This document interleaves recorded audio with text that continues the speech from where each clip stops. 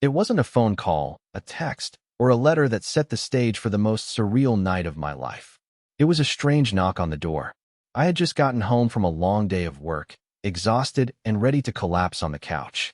But as soon as I entered the house, I saw something that stopped me dead in my tracks. A large envelope on the floor, addressed to me in a handwriting I didn't recognize. There was no return address, no name, just a simple "For Evan" scrawled across the front. I picked it up, confused, and slid it open. Inside, there was a single card with bold letters, "Surprise party for Amber, don't miss out." And beneath it, another note. "We've been waiting for you, but you'll need to be there at 7 p.m. sharp." No signature, no explanation. At first, I assumed it was a prank. I mean, who sends a surprise party invite through an anonymous letter? But then I saw the details. The party was at an upscale venue I knew Amber had mentioned once, the Riverton Ballroom. I'd never been there, but she'd told me it was exclusive and had a reputation for being a place for only the most important people. That should have made me feel more comfortable, but it didn't. I called Amber, but her phone went straight to voicemail. I shot her a quick text. "Did you send this? Is everything okay?" But there was no response. Something about the whole situation didn't sit right. Amber had never been secretive, and we had always been open with each other. But now, I was standing there, holding this mysterious invitation, and it felt like the calm before a storm. The decision to go wasn't easy.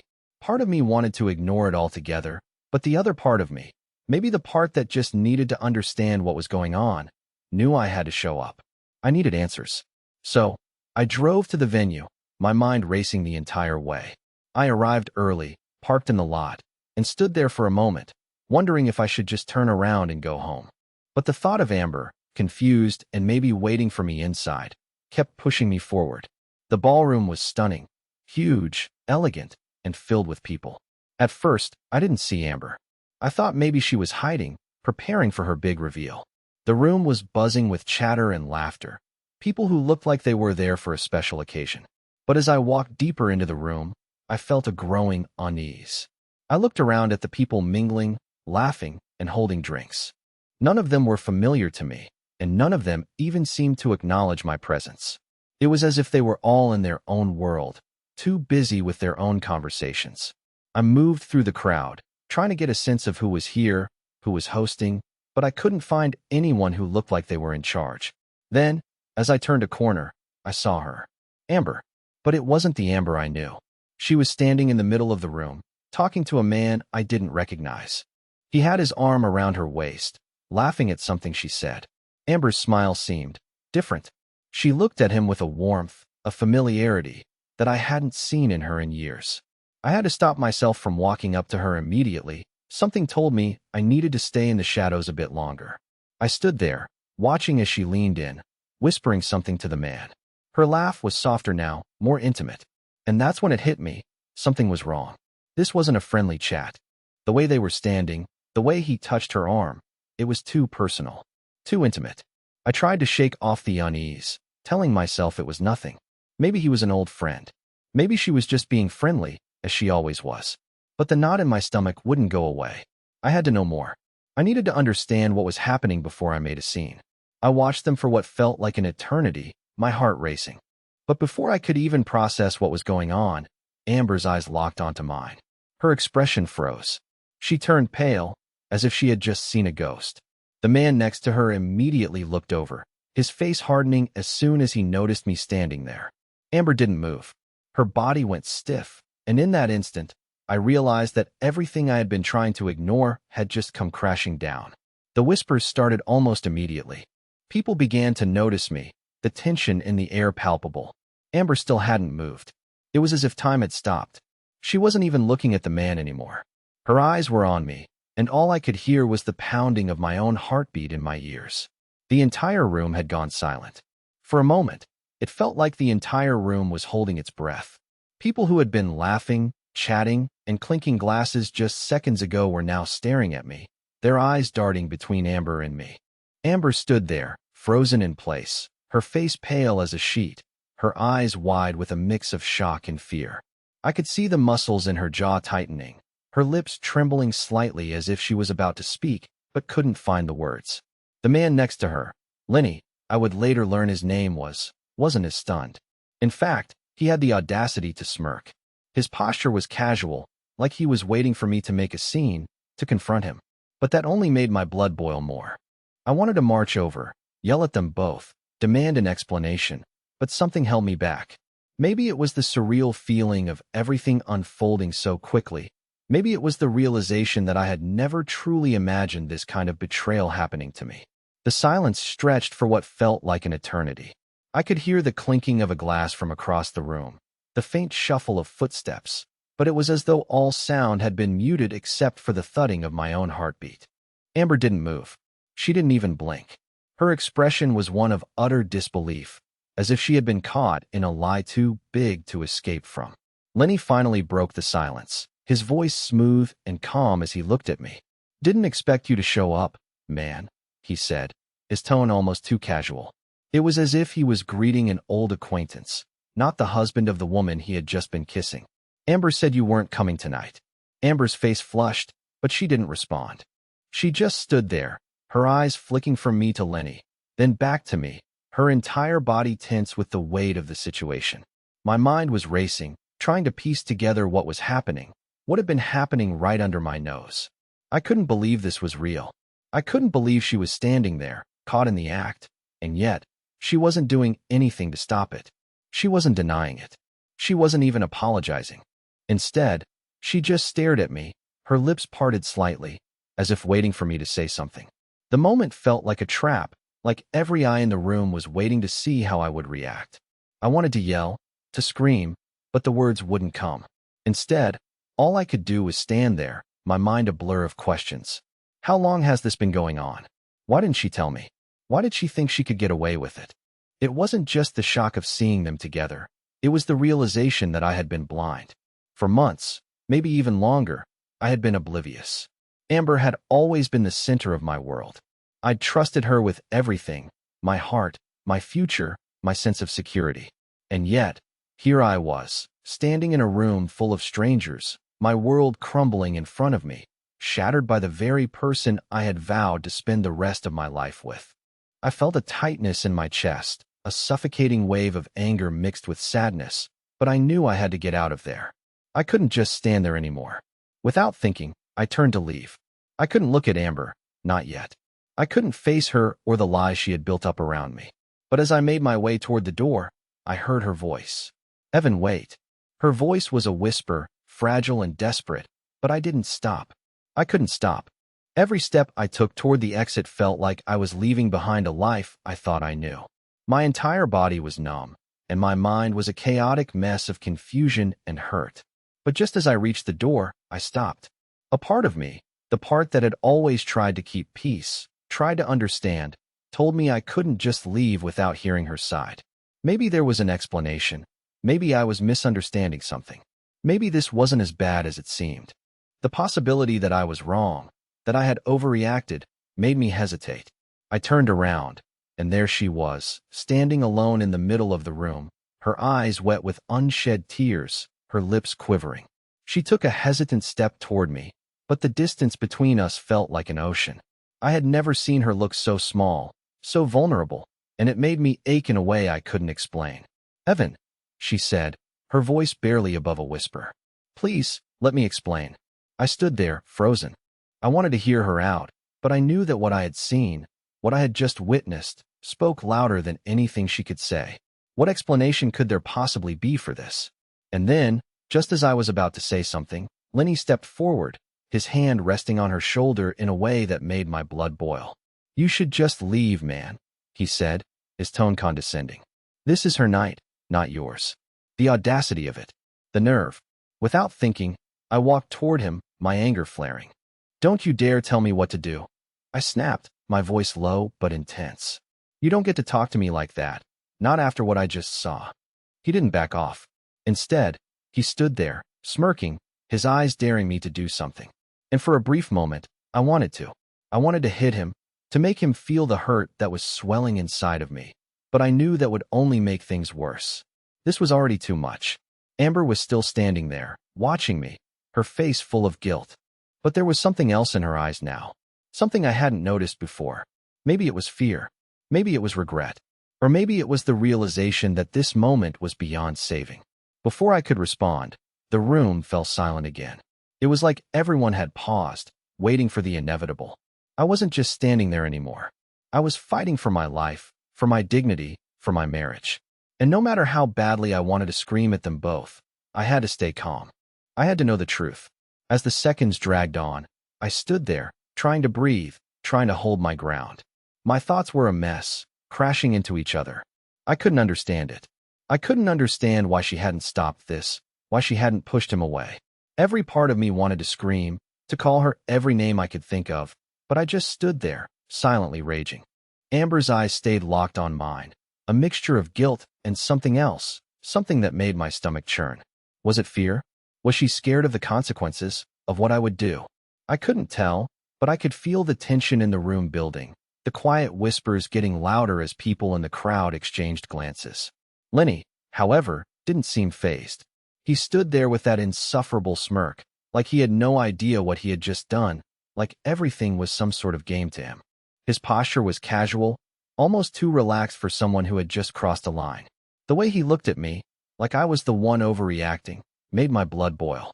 "You can't be serious, man," Lenny said, as if his words weren't just rubbing salt in the wound.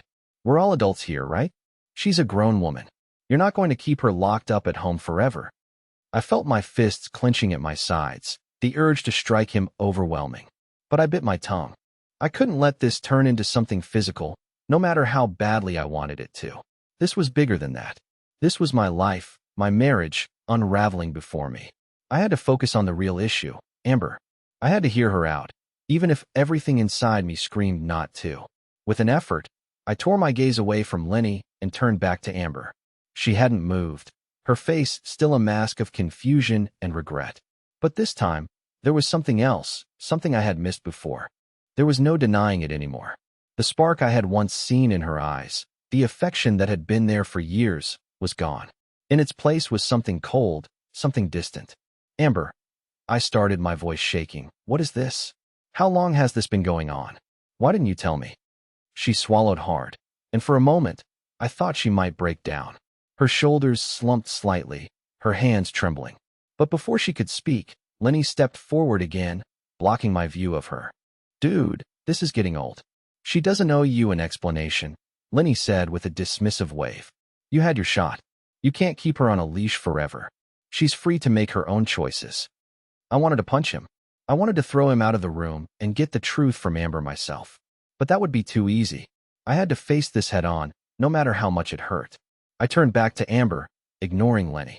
"Amber," I said softly, "please. I'm not asking for an explanation for him. I'm asking for the truth. From you." My voice cracked, but I couldn't stop it. "Why?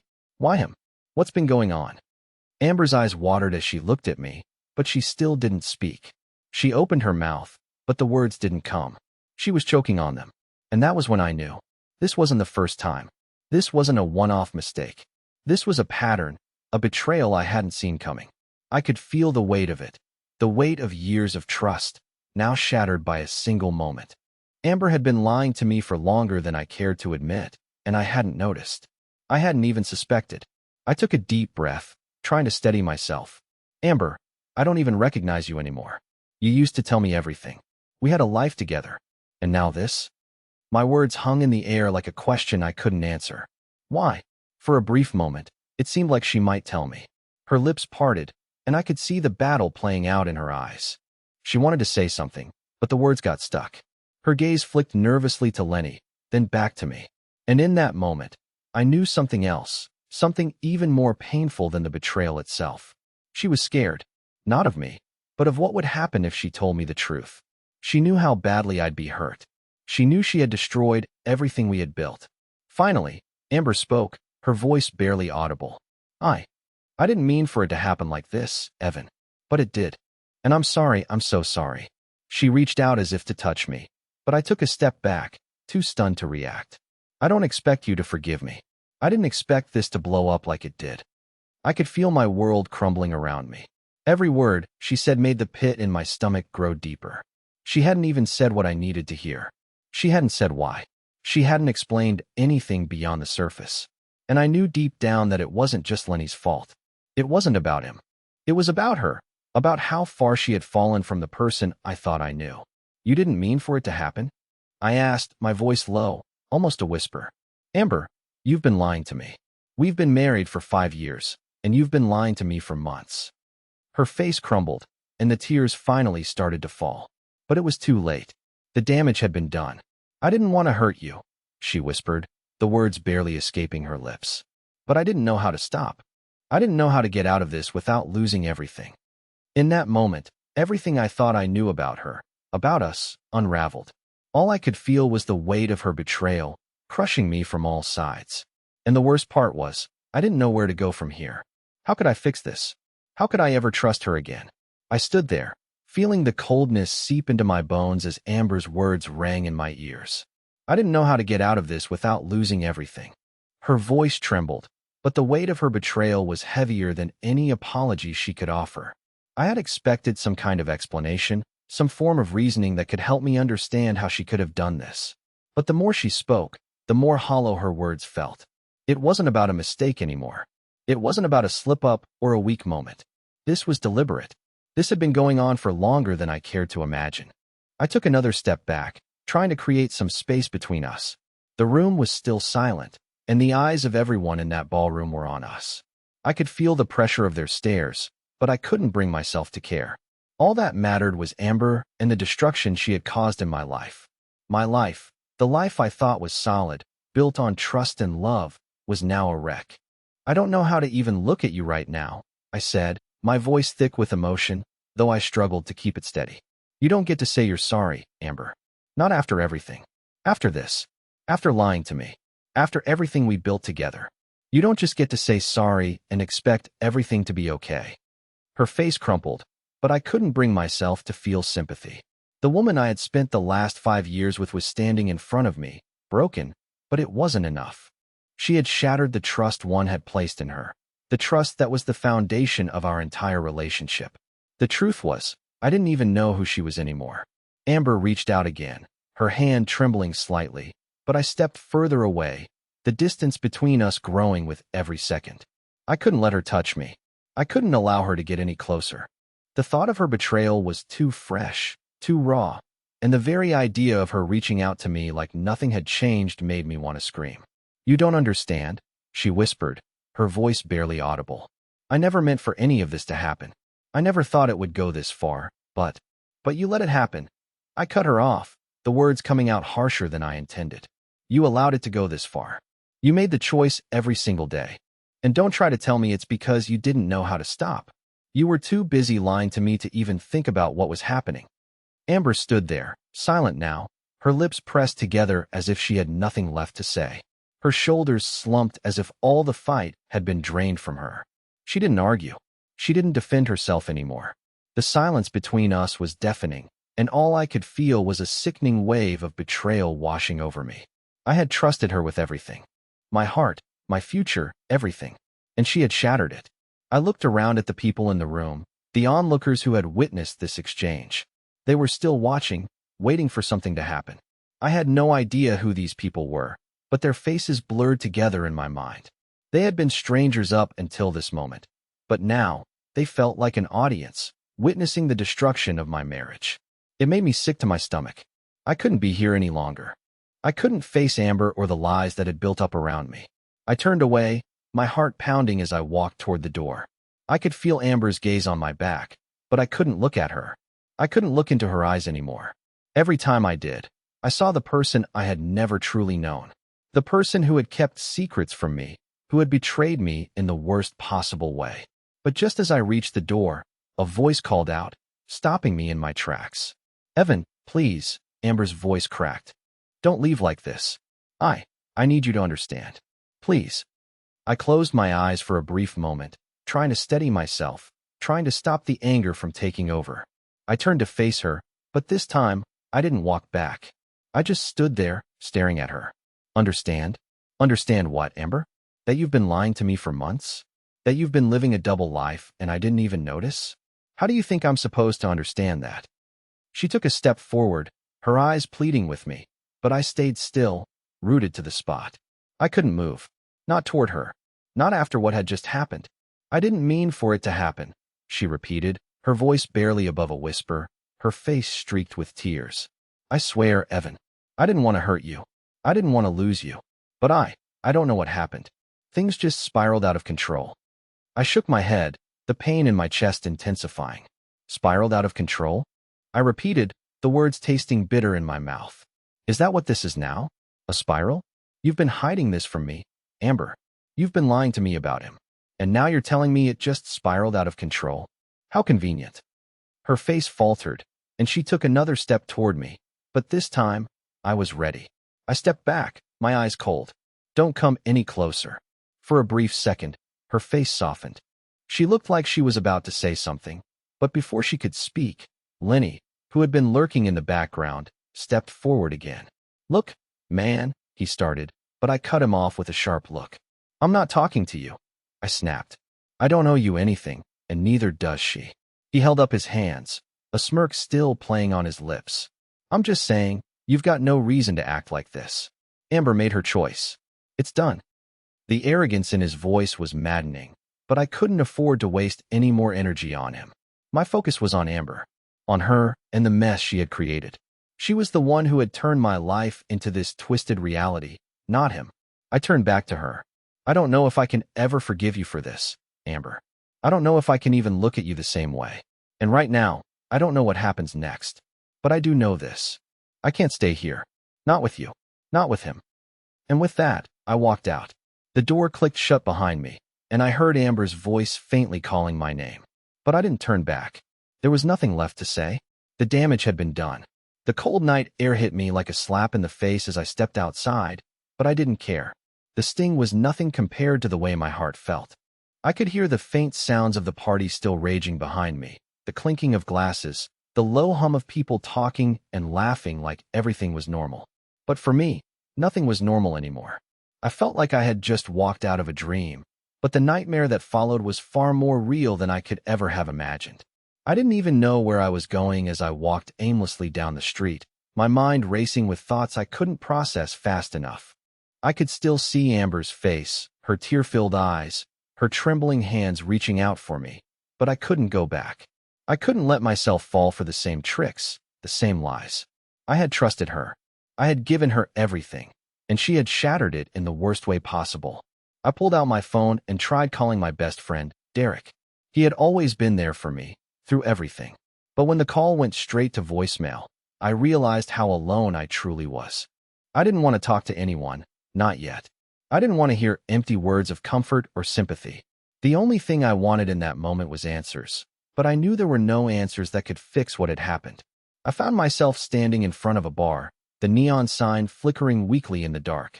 I hadn't planned on going in, but the temptation was too strong. I needed a drink, something to numb the whirlwind of emotions I was feeling. I needed something to take the edge off the suffocating pain in my chest. I pushed open the door and walked inside, the dim light casting shadows across the room. It was quiet, except for the low murmur of conversations. I made my way to the bar and ordered a whiskey, trying to steady my hands. The bartender didn't ask questions, just slid the glass toward me with a nod. I downed the drink in one go, feeling the burn as it slid down my throat. I wasn't even sure what I was trying to do. Was I hoping it would all just disappear? That somehow, the alcohol would erase the image of Amber with him? But it didn't. No matter how many drinks I had, I couldn't shake the image of her, the way she had looked at me in that moment, caught between guilt and something else I couldn't quite place. I didn't know what had been going through her mind, but the way she hesitated, the way she looked at Lenny before she looked at me, it told me everything I needed to know. This wasn't just a one-time mistake. This was something that had been brewing for a long time, something that had been hidden beneath the surface while I had been blind to it. The thought made me sick. How could I have been so stupid? How could I not have seen it? I had trusted her completely. We had built a life together, a future. We were supposed to be partners, equals, and yet I had been living in a lie. I hadn't seen the cracks until they were too deep to ignore, and now, everything had fallen apart. The bartender refilled my glass without me asking, and I took another long sip, the burn doing little to calm the storm inside me. I leaned back in my chair, staring into the amber liquid in my glass, the weight of everything pressing down on me. What was I supposed to do now? I couldn't go back. I couldn't pretend like everything was fine. Amber had made her choice. She had made her bed, and now it was up to her to lie in it. I knew I couldn't stay with her after what I had seen. The trust was gone, broken beyond repair, and nothing she could say would change that. But a part of me wanted to go back, to confront her again, to ask her why she had done this. Why she had thrown everything we had away for someone like him. What did he offer her that I couldn't? Was I not enough? I slammed the glass down on the bar, the sharp noise breaking through the haze of my thoughts. I could feel my hands trembling now, the anger rising again. It wasn't fair. None of it was fair. But life wasn't fair, was it? No matter how much I wished it were, things like this just happened, and there was nothing I could do to change it. As I sat there, trying to make sense of the chaos in my mind, I heard the door open behind me. I didn't look up at first, too lost in my thoughts to care. But then I heard a voice that made my stomach drop. Evan. It was Amber. I didn't know how she had found me or why she was here, but the moment I heard her voice, I knew I couldn't ignore it. I turned slowly, my heart racing as I faced her. She stood there, looking so different from the woman I had seen at the party. Gone was the confident, smiling woman I had married. In her place stood a broken person, her eyes swollen from crying, her posture defeated. She took a hesitant step forward, her hands wringing together nervously. I didn't know where else to go, she said quietly, her voice trembling. I needed to see you. I need to apologize. Please, Evan. I can't lose you. Her words hit me harder than any punch. I had been prepared for anger, for deflection, for excuses, but I wasn't prepared for this. I wasn't prepared for the broken woman standing in front of me, pleading for my forgiveness. Part of me wanted to forgive her. Part of me wanted to reach out and tell her it was okay, that we could fix this, that we could move on. But I knew better. I knew that the damage was done, and I couldn't just erase it. I shook my head, my voice cold and distant. You don't get to just walk in here and apologize, Amber. You don't get to expect me to just take you back after what happened. It's not that simple. She flinched at the harshness of my words, but I didn't feel guilty. I couldn't. I had to be strong. I had to be firm. I'm sorry, she whispered, tears streaming down her face. I never meant to hurt you. I never meant to fall into this. I swear, I never wanted it to go this far. But it had. It had gone too far, and there was no going back. The silence between us was thick, suffocating. I wanted to say something, anything, but the words wouldn't come. How could I say anything that would make this right? How could I explain the depth of the betrayal, the gut-wrenching pain of knowing the woman I loved had been lying to me for so long? You should go, Amber, I said quietly, my voice hoarse. I can't do this right now. I need to be alone. Her face crumpled at my words, and for a moment, she didn't move. But then, slowly, she turned and walked out of the bar, her footsteps echoing in the quiet room. As the door clicked shut behind her, I sat there, staring at the empty space she had just left behind. The emptiness inside me felt infinite. The door closed behind her with a quiet click, and for a moment, everything went silent. The noise of the bar, the hum of conversation, the clink of bottles, it all faded into the background as I sat there, the weight of everything crashing down on me. I wasn't sure how long I sat there for. Minutes? Hours? It didn't matter. Time seemed to lose all meaning. All I could hear was the steady thump of my own heartbeat in my ears, the feeling of emptiness that settled over me like a heavy blanket. I didn't want to feel this way. I didn't want to be the man who was betrayed, who had his life turned upside down by a woman who had once meant everything to him. But I couldn't deny the truth. Amber had shattered me. She had taken everything I thought we had built and turned it into dust. Every moment we had shared, every laugh, every promise, we were living in a lie. And now, I was left to pick up the pieces of a life that no longer made sense. I felt the bile rise in my throat as I thought about it. How long had this been going on? How many times had I looked at her and believed the woman I saw in front of me was the one I had married, when in reality, she had been slipping away the whole time? The thought made my chest tighten. It felt like betrayal was embedded in every corner of my life, every inch of my home. The house that once felt warm, filled with memories, now felt cold. How could I go back there? How could I look at the bed we had shared, the kitchen where we'd spent countless mornings together, without thinking about everything she had done behind my back? I picked up my glass of whiskey and drained it. The burn in my throat didn't numb the pain, but for a few seconds, It distracted me from the chaos inside my head. I could feel the edges of my mind starting to go numb, the sharpness of the hurt fading into something like an emptiness I could almost stand. But the alcohol wasn't enough to keep the flood of thoughts at bay. Amber had gone, but the mess she had made was still here, lodged in my chest, weighing me down. As I sat there, my thoughts kept returning to the moment I had walked out of the ballroom. Amber's face, the tears in her eyes, Lenny standing there smug and unbothered. Everything was a blur of anger and disbelief. But the worst part wasn't the confrontation. It wasn't the way she had looked at me, apologizing but still so clearly lost in the mess of her own actions. No, the worst part was the realization that I had been blind. I had trusted her, loved her without question, and she had taken that trust and ripped it apart. The bartender came over, placing another glass of whiskey in front of me without asking. I didn't know if I wanted it or not, but I didn't care.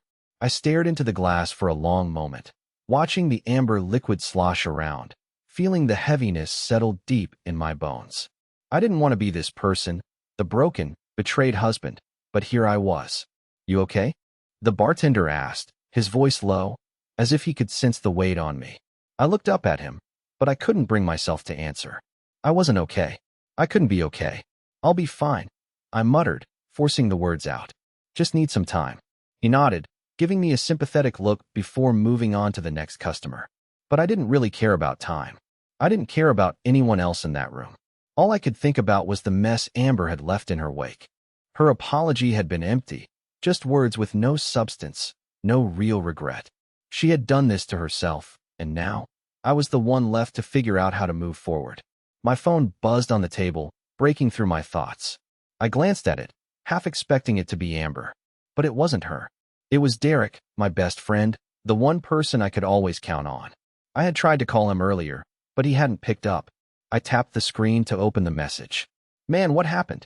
Call me when you get this. I'm here for you." It was the message I had been waiting for, but now that it was here, I didn't know if I wanted to respond. I didn't know if I wanted to face anyone right now. The loneliness felt suffocating, but at the same time, I didn't know if I was ready to talk about what had happened. How could I even begin to explain? How could I tell him that everything I thought I knew was a lie? But Derek was right. I couldn't keep running from this. I couldn't bury it with alcohol or silence. I had to face the reality of what had happened, and the first step toward doing that was talking to someone. I took a deep breath, grabbed my phone, and called Derek. It rang a few times before he picked up. "Evan." His voice was concerned, and I could tell he'd been waiting for this call. "Are you okay, man?" I hesitated, the words getting stuck in my throat. But I couldn't hold it in any longer. "No, Derek. I'm not okay. She's been cheating on me. With someone else. For months." My voice cracked as I said it aloud, and I could hear the sharp intake of breath on the other end. "Jesus, man." Derek's voice softened. "I'm so sorry. I don't even know what to say." I leaned back in the chair, staring at the ceiling, trying to gather my thoughts. I don't even know what to do. I walked out of the party. She tried to apologize, but it was too late. I don't know how to fix this. I don't know if I can. Derek was silent for a moment. "You don't have to fix it, Evan. You can't. What she did, there's no fixing that. But you'll figure this out. You're stronger than you think." His words felt like a small lifeline, something I could grab onto in the midst of this storm. But they weren't enough to make the hurt go away. They weren't enough to erase the vision of Amber, standing there with Lenny, looking so comfortable with him, like everything we had was nothing. "I don't know if I can trust anyone again," I whispered, more to myself than to Derek. "You don't have to decide that right now," Derek replied, his voice firm. "Just take it one day at a time. Focus on yourself right now. You're going to get through this." I closed my eyes, letting his words wash over me, knowing deep down that he was right. The journey ahead was going to be long, and I had no idea where it would take me, but one thing was clear. I couldn't stay stuck in the past. I had to move forward, even if it felt impossible. I hung up the phone with Derek, my fingers still wrapped tightly around it, but it didn't feel like a relief. He had said all the right things, the supportive things, but there was an emptiness in my chest that no words could fill. I took another long gulp of whiskey, hoping that the burn would numb the thoughts that had been racing through my mind. It wasn't working. Nothing was working. Amber's face kept flashing in my mind, the way she had looked at me, guilt, regret, and something else. Something colder. But what could I expect?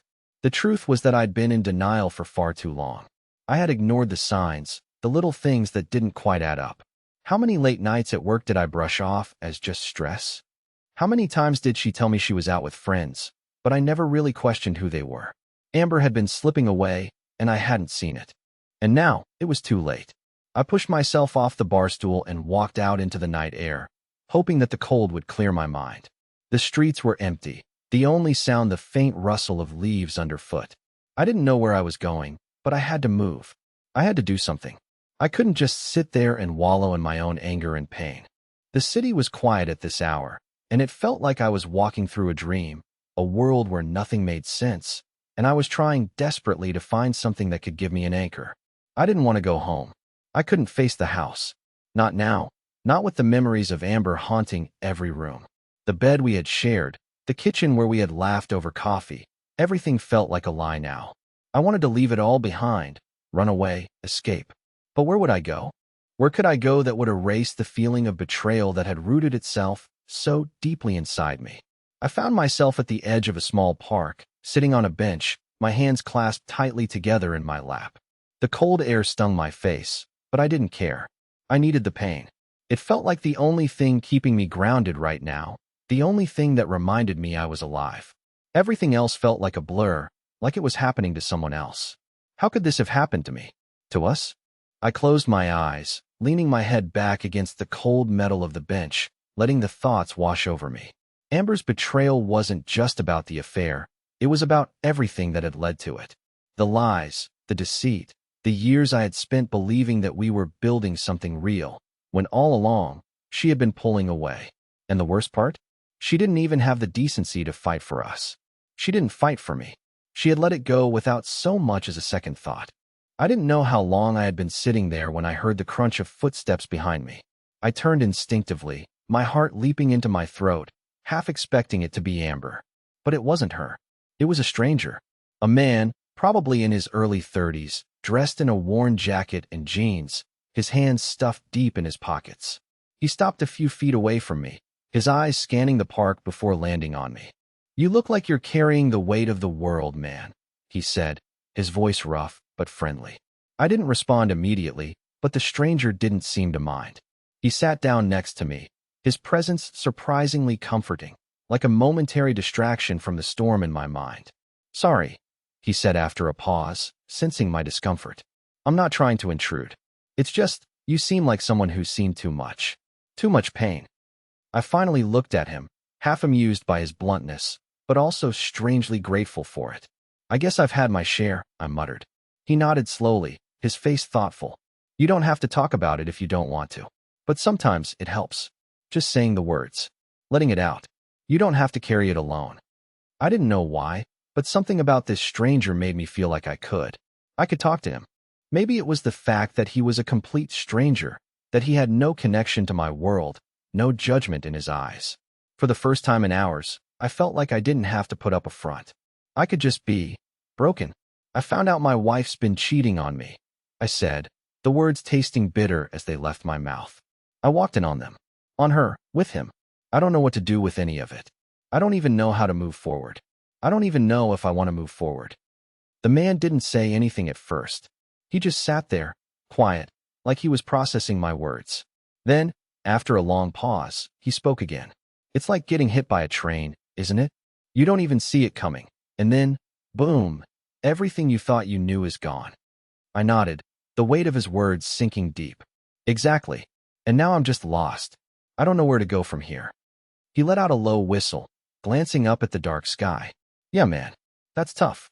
But here's the thing. Pain doesn't last forever. It might feel like it does, but it won't. It never does. You're gonna hurt for a while, yeah, but eventually, you'll find a way to heal. You might not even realize it's happening, but one day, you'll wake up and realize you're not carrying it anymore. You'll be lighter. Maybe not tomorrow or the next day, but it will come." I took a deep breath, the stranger's words oddly comforting. I didn't know if I believed him, but it was something to hold on to. Maybe I didn't have all the answers right now. Maybe I couldn't fix everything. But I knew one thing for sure. I couldn't stay here forever, in the dark, stuck in the past. I turned to the man, offering a small, almost imperceptible smile.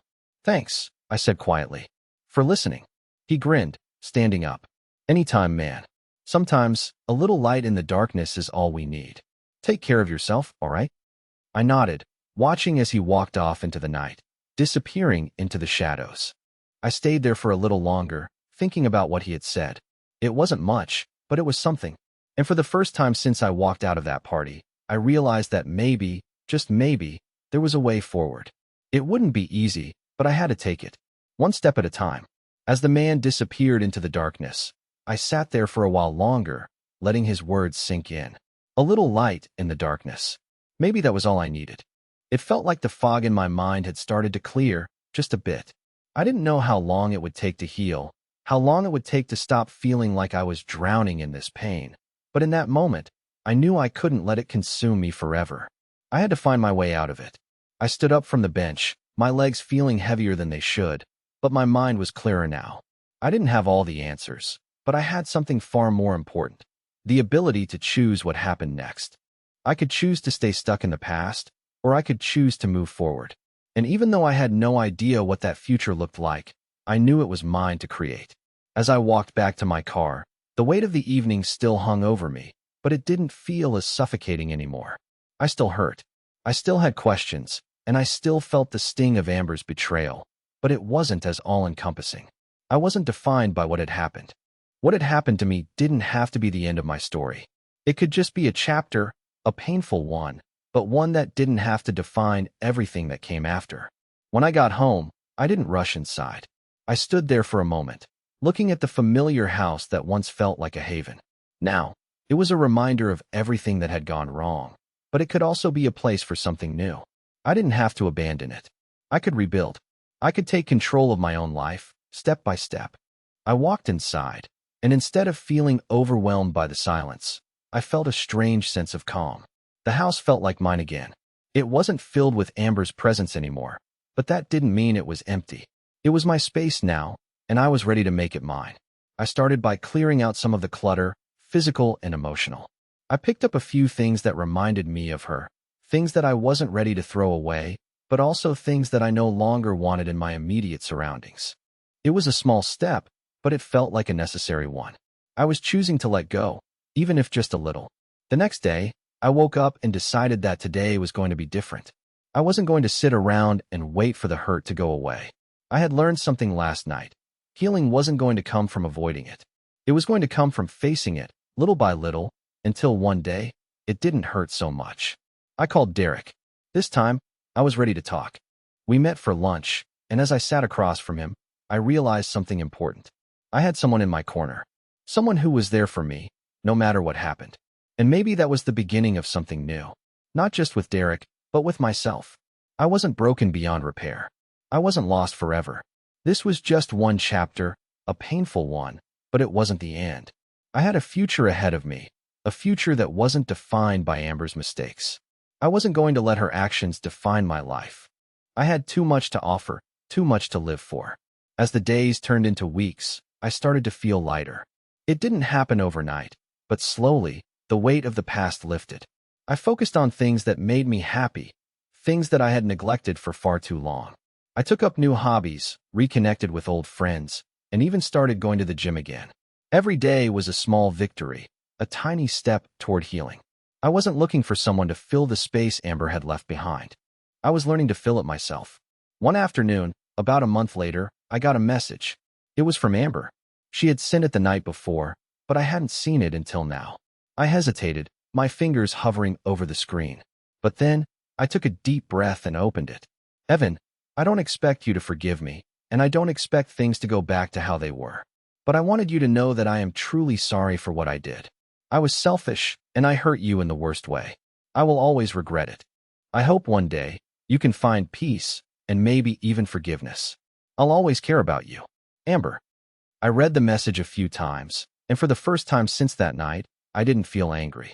I didn't feel consumed by resentment. I felt peace.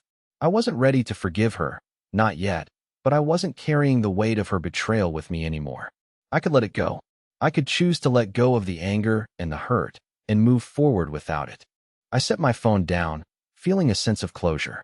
I wasn't holding on to the past anymore. I was ready for the future, whatever that might look like. And as I looked out the window, the sun starting to set, I felt a small smile tug at the corners of my lips. It wasn't a perfect life, but it was mine. And that was enough. I had survived. And now, I was ready to live.